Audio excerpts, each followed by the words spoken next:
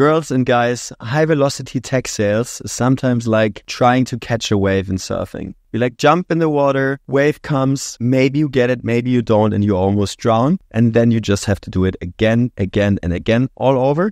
Best case with your mates and your friends around you. So in tech sales, this translates this wave and the like going underwater and going above again. This translates into the daily tasks you have to be doing. So you could catch the next wave. You could focus on this. You could focus on that. You could help your friend maybe, or you could get back to the beach. And so there's so many tasks we could all do, right? Like contact management, follow-ups, LinkedIn messages, cold calls, client prioritization, list building, data enrichment. It's very easy to drown in the tasks you have to do and not focus on the right things to do and right waves to take. And so the only thing which we have basically at our disposal is the tech tool stack we have, and then the actions and the accounts, of course, we're focusing on. In this video, we're focusing on your tech stack because this actually, as I said before, influences alongside your accounts, alongside your actions, how you're performing the most probably. However, don't get too enthusiastic. We're not going to run through a best 1000 AI tech tools right now because less is actually more. I'm Chris. Let's get rolling. Okay, so these tools will help you save time, optimize processes, and give you data-driven insights into how you're performing. For easiness, I will just cluster them into 4 categories now. Number 1 is data management. Number 2 is data analytics and insights. Number 3 is sales engagement. And number 4 will be data enrichment tools.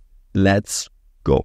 Number 1, let's start with data management, aka your CRMs. Customer relationship management. Hey, these tools will help you store contact data, track activities, visualize activities, and also assign ownership, particular accounts or people. Deciding which CRM is best for you depends on your company size, company structure, but the most popular ones are probably HubSpot, Salesforce, and Pipedrive. Category number 2, tools for data and analytics. Although CRMs like HubSpot, which I personally use, provide you with basic insights into who you reach out to or what your call to contact ratio or your connect rate, for instance, is, it could make sense for you to dive into tools like Zendesk, Tableau, or Pipedrive to get some advanced analytics, or some templates even on what to analyze and how to analyze it. To better understand buyer intent, I think you could check out tools like Demand-Based, Enrich, or Bombora, for instance. Number 3, tres or cuatro, data enrichment. Data enrichment tools are a bit like the Horcruxes from Harry Potter. That's a very weird metaphor right now, but I hope some of you get it. So Voldemort basically split his soul into 7 parts and distributed them around the world. And that's a bit the thing with data enrichment tools too. Like everyone has one of these data enrichment tools, or there exist many, like Rocket Reach, for instance, Apollo, Cognizant, Zoom Info. Everyone has bits and pieces of data. They're all like, some of course buy from and sell from each other data, and some have actual distinct data sources. Some overlap too. But what you need to do, and this is what Surf does very, very neatly, you need to waterfall enrich. So when this moment has come, which we've said a minute ago, where you sit there and you're just in a moment of cold calling, there's basically 2 alternatives or 3 things you can do. Number 1 is you can do nothing and you can just skip and be like, oh, I didn't find a phone number. And you wanted your metrics, you wanted your goal, you will just avoid pain. Number 2 is you can download one of the tools, Rocket Reach, Apollo, Zoom Info, anything I mentioned before, and you can pay for these tools, solid tools, and they will provide you the contact information, like for instance the phone number or the email address. Again, Apollo will also give you 2. And then the third info, and this is what we of course find best, that's also what I do personally, you can waterfall enrich an account. So you basically use a tool like Surf in this case. Surf does this automatically. And you click for search phone number. And then what the tool does is it runs through all of the previously mentioned tools, and then it spits out the phone numbers which it finds. If one platform doesn't work, it just moves on to the next. And then you can put your phone number into HubSpot in my case, tag, and call your account, hit your metric, person hopefully picks up, you can say your opener, and move on to the next account. And that's data enrichment tools. And Surf is so neat because it basically automates this for you without a too complicated UX. Category number 4, sales enablement. Some of you people are super wide awake while watching this video, and some of you are sleepy and you're just doing it to waste your time. I'm calling you out right now, and I'm giving a big thumbs up to the ones who are wide awake, because you probably noticed that this is not point number 4, but actually point number 3.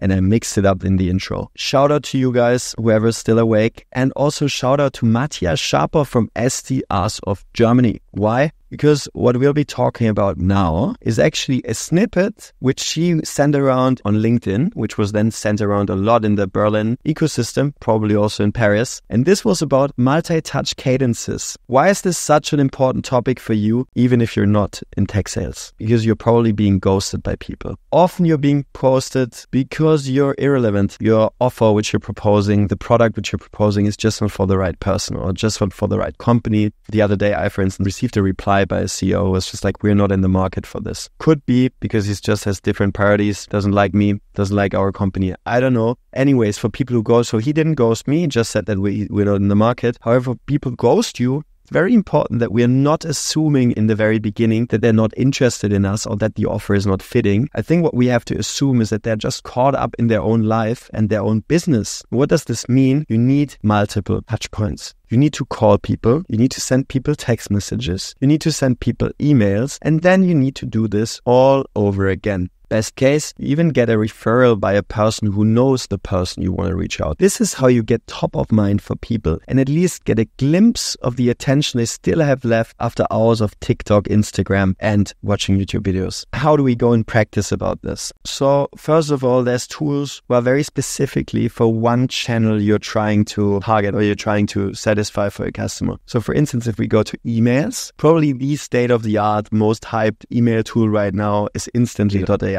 There's also other email tools like Outreach or Lemlist, for instance. Lemlist also doing a great job with LinkedIn and other stuff. Then number 2 is like after emails, calling. And calling is nowadays probably one of the most undervalued things. You see a lot of LinkedIn content about cold calling is dead and I received so many cold calls. However, what we actually see in practice is cold calling is still a very, very, very good channel. And so the cold calling software providers out there are Aircall, CloudTalk. These are the ones I personally use. Probably there's other ones too. And then third, we have LinkedIn. And LinkedIn, again, top of mind for me, of course, is Lemlist. Also a Parisian company, probably even friends with Surf. So what do we do with all of these tools now? Number 1, the most important thing, of course, is not to set them up, but to actually use them. This is the most important thing. Just make them work, send your first email, do your first call, send your first couple of LinkedIn messages and actually do it. And also, by the way, super undervalued LinkedIn Sales Navigator. People consider it to be spammy and low-key marketing or something. Not true. You get responses. You maybe don't get the crazy response rate which you get from your favorite outreach channel, the one which works best for whatever product you're selling, but you get responses and you should respect this channel as well.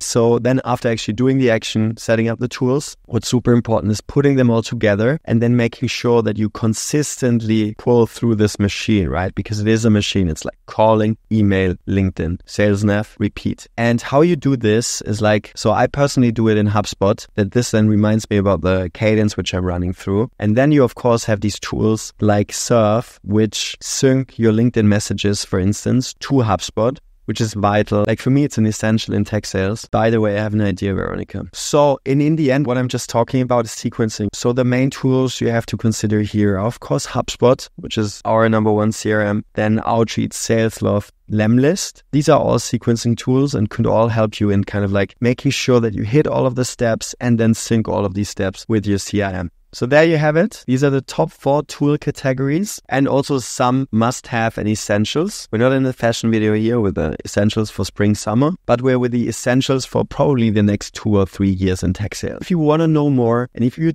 want to test out Surf and get your LinkedIn flows going, then check out the link below. Just click on the video. Peace.